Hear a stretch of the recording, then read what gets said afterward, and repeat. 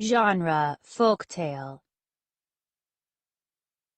Roadrunner's Dance by Rudolfo Anaya. Pictures by David Diaz. Essential question: why is working together a good way to solve a problem? Read about how a group of animals work with Desert Woman to stop a bully.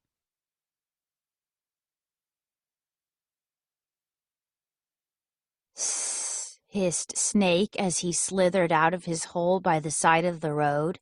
He bared his fangs and frightened a family walking home from the cornfield. The mother threw her basket full of corn in the air. The children froze with fright.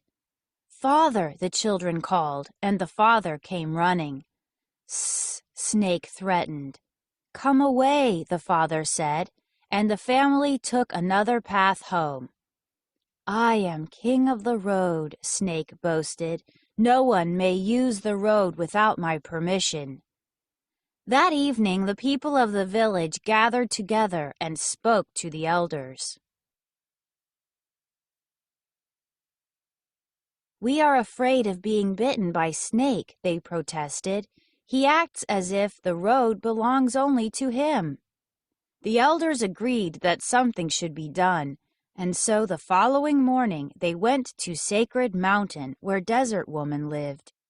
She had created the desert animals, so surely she could help. "Please do something about Snake," the elders said. "He makes visiting our neighbors and going to our fields impossible. He frightens the children." Desert Woman thought for a long time. She did not like to interfere in the lives of the people and animals, but she knew that something must be done. "I have a solution," she finally said.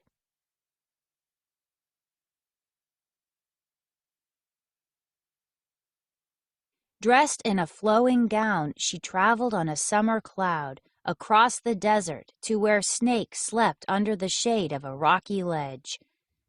"You will let people know when you are about to strike," Desert Woman said sternly, and so she placed a rattle on the tip of Snake's tail. "Now you are Rattlesnake. When anyone approaches, you will rattle a warning. This way they will know you are nearby." Convinced she had done the right thing, Desert Woman walked on the rainbow back to her home in Sacred Mountain. However, instead of inhibiting Rattlesnake, the rattle only made him more threatening. He coiled around, shaking his tail and baring his fangs. "Look at me," Rattlesnake said to the animals. "I rattle and hiss, and my bite is deadly. I am king of the road, and no one may use it without my permission."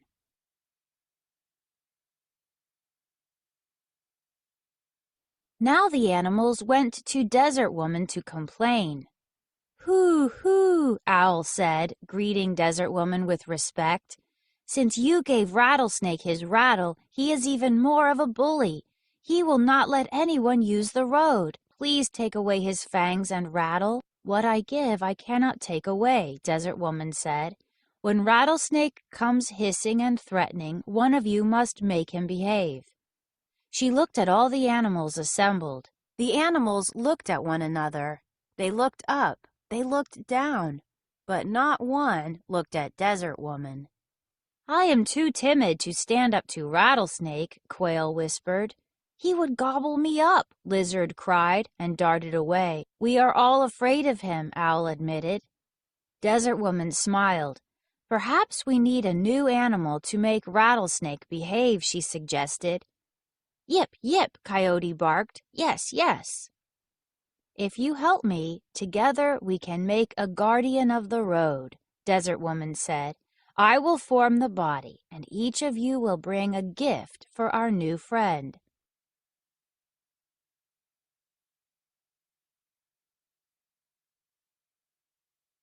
She gathered clay from the sacred mountain and wet it with water from a desert spring.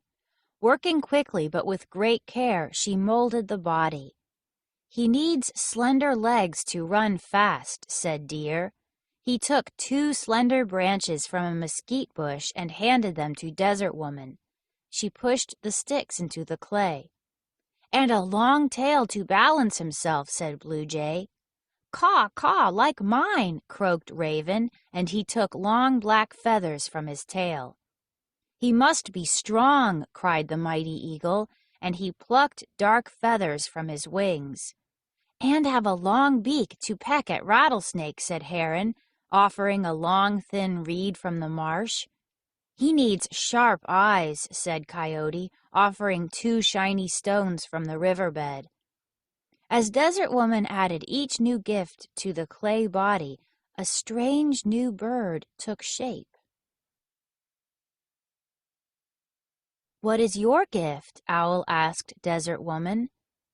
"I will give him the gift of dance. He will be agile and fast," she answered. "I will call him Roadrunner." Then she breathed life into the clay. Roadrunner opened his eyes. He blinked and looked around. "What a strange bird," the animals said. Roadrunner took his first steps. He tottered forward, then backward, then forward, and fell flat on his face. The animals sighed and shook their heads. This bird was not agile and he was not fast. He could never stand up to Rattlesnake. He was too awkward. Disappointed, the animals made their way home. Desert Woman helped Roadrunner stand, and she told him what he must do. "You will dance around Rattlesnake and peck at his tail. He must learn he is not the king of the road." "Me? Can I really do it?" Roadrunner asked, balancing himself with his long tail. "You need only to practice," Desert Woman said. Roadrunner again tried his legs. He took a few steps forward and bumped into a tall cactus. "Practice," he said. He tried again and leaped over a sleeping horned toad. Stop and check. Make predictions. Will Roadrunner be able to beat Rattlesnake? Use clues in the story to make a prediction. He tried jumping over a desert tortoise but landed right on her back. The surprised turtle lumbered away and Roadrunner crashed to the ground. "I'll never get it right," he moaned. "Yes, you will," Desert Woman said, again helping him to his feet. "You need only to practice." So Roadrunner practiced. He ran back and forth, learning to use his skinny legs, learning to balance with his tail feathers. "Practice," he said again. "Practice." With time, he was swirling and twirling like a twister. The once awkward bird was now a graceful dancer. "I've got it," he cried, zipping down the road, his legs carrying him swiftly across the sand. "Thank you, Desert Woman." "Use your gift to help others," Desert Woman said, and she returned to her abode on Sacred Mountain. "I will," Roadrunner called. He went racing down the road until his sharp eyes spied Rattlesnake hiding under a tall yucca plant. "Sss, I am king of the road," Rattlesnake hissed and shook his tail furiously. "No one may use my road without my permission." "The road is for everyone to use," Roadrunner said sternly. "Who are you?" "I am Roadrunner."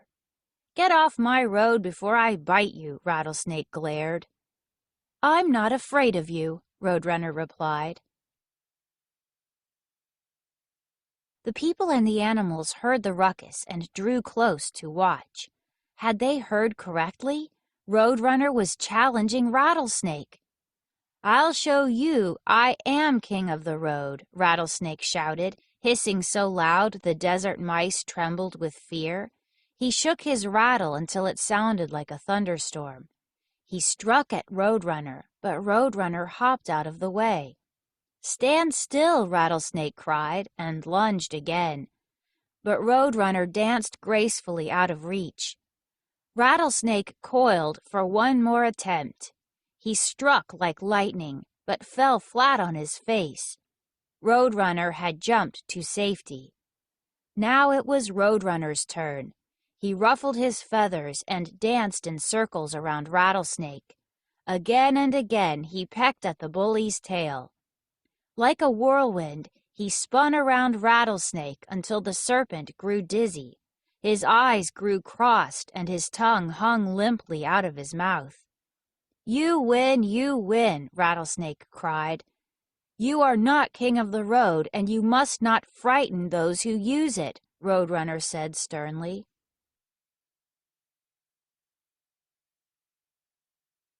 Stop and check. Confirm predictions. What happens when Roadrunner and Rattlesnake meet? Was your prediction correct?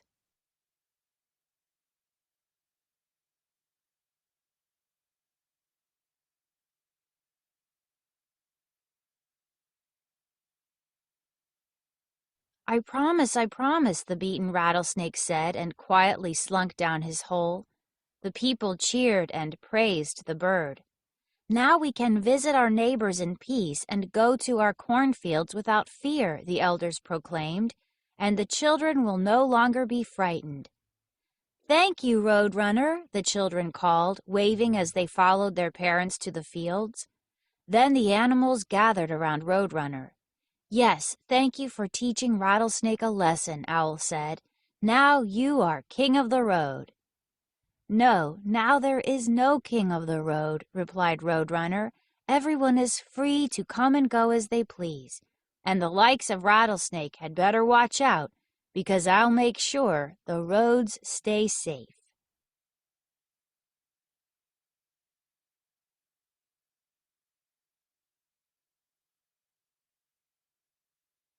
About the author and illustrator.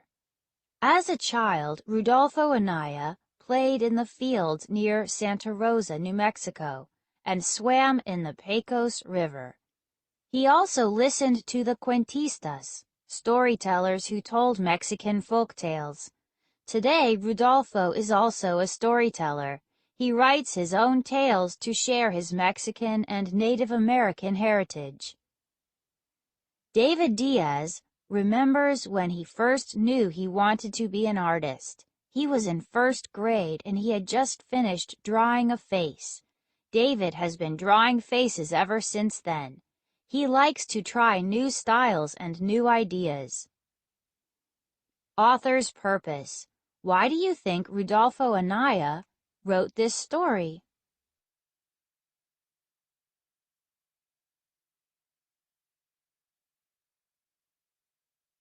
Respond to the text. Summarize. Think about the details from Roadrunner's dance. Summarize the main events in the story. The details from your theme chart may help you. Write.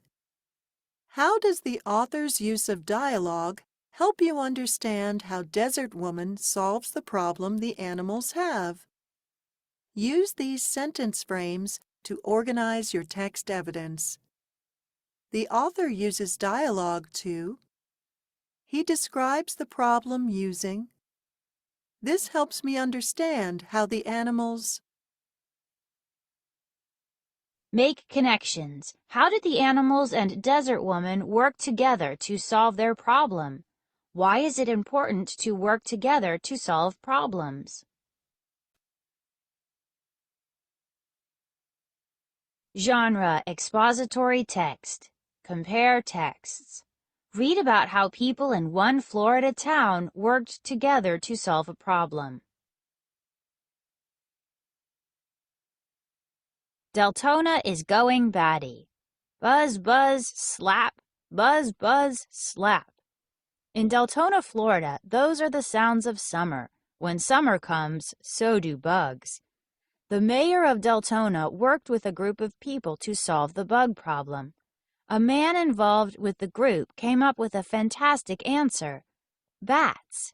Bats like to eat bugs. Why not bring bats to Deltona? Let bats get rid of Deltona's bugs. The mayor and the city government liked this idea, but people in Deltona had questions. Where would the bats live? Who would pay for the bats? The people who ran the city had to find answers. Then they had to decide what to do. People in Deltona enjoy spending time outside in nice weather, but in summer, bugs take over.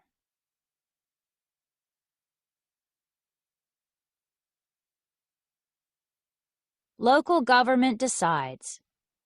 The mayor and other city officials met. They came up with a plan for the bats. It would not cost the town any money. Bats can live in bat houses. Local business people will pay for them. Volunteers will put the bat houses in parks and public places. The city officials talked to the people of Deltona about the plan. Their cooperation was important for the plan to work. Most people agreed. They wanted to try the plan. The officials met again to vote on the plan. They decided to bring bats to Deltona. The bats get a home. Soon the first bat house was placed at City Hall. People celebrated. It was Bat House Day. Will bats solve Deltona's bug problem? It is too soon to tell. It takes time for a group of bats to find a bat house and move in. The people of Deltona are willing to wait and see. If bats don't help, their local government will try something else. That's why Deltona is a good place to live. Alabama, Georgia, Florida, Deltona, Orlando, Miami. Deltona is north of Orlando. This is the Bat House at Deltona City Hall. It is 20 feet above the ground. How local government works. Deltona has a local government. Like many other towns, it has a mayor and a city commission. The mayor of Deltona works closely with the city commission. It has 7 members. Each one comes from a different part of the city. Each is elected by the voters who live in that part of town. Local government, city commission, mayor, city manager. Spending, parks, utilities, fire, libraries, police. Many towns, including Deltona, have a local government like this. The mayor and city commission members meet with the people in their communities. They talk with the people to find out what they need. Because it takes many people to keep things running smoothly, Deltona hires a city manager. The city manager works with the mayor, the commission, and town departments, such as the fire and police departments, to provide services. The people of Deltona know the secret of a successful community. People and government must work together. When people have a problem such as too many bugs, they can ask their local government for help. People in a town meet with the mayor to tell him their ideas. Make connections. How did working together help the people of Deltona solve the bug problem? Compare this story about people working together to other stories you have read.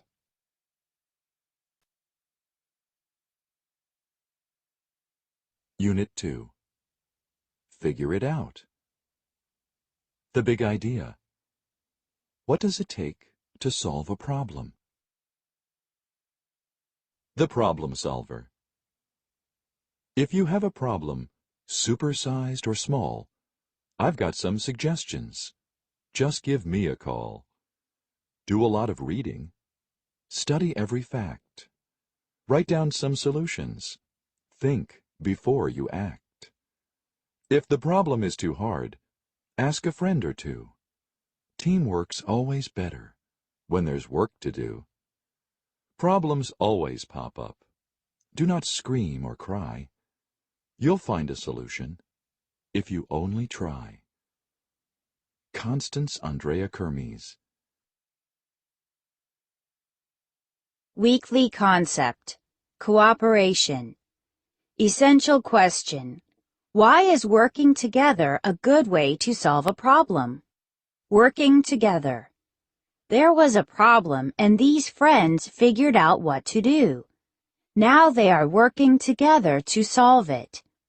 Working together is a good way to solve problems. Cooperation makes the job easier. Talk about it. Write words you have learned about working together. Talk with a partner about how cooperation helps get things done. Vocabulary. Use the picture and the sentence to talk with a partner about each word.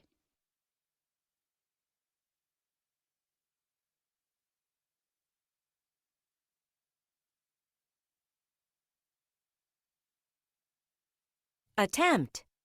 Maria made an attempt to run a mile.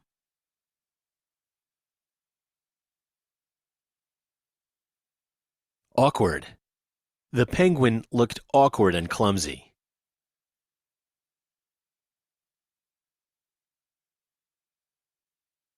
Cooperation. I cleaned the floor faster with Becky's cooperation.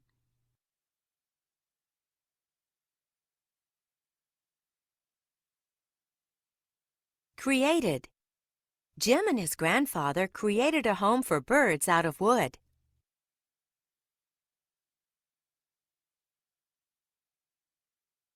Furiously. The rattlesnake shook its tail furiously as a warning.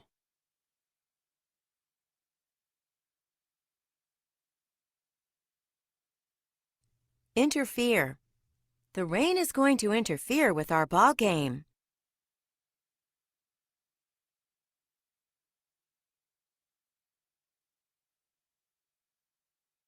Involved. Our class is involved in the school play.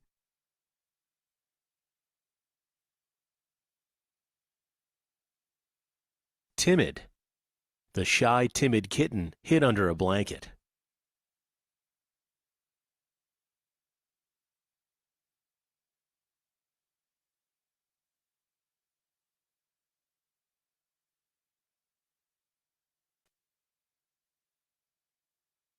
Genre, folktale. Anansi learns a lesson. Essential question. Why is working together a good way to solve a problem? Read how Turtle works with a friend to solve his problem.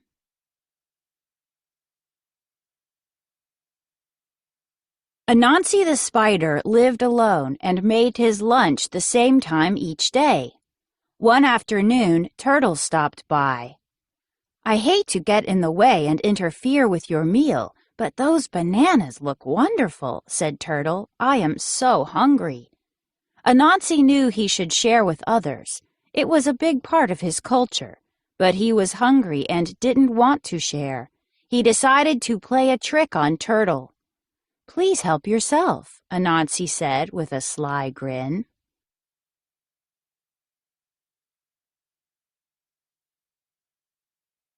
Turtle reached for the food. "Shouldn't you wash your hands?" asked Anansi. "Oh, yes," Turtle said. When Turtle returned, Anansi had eaten half of the bananas. "I didn't want the bananas to spoil," said Anansi. Turtle got closer and made another attempt to eat. Anansi stopped him again. "Turtle, please go wash your hands," he said.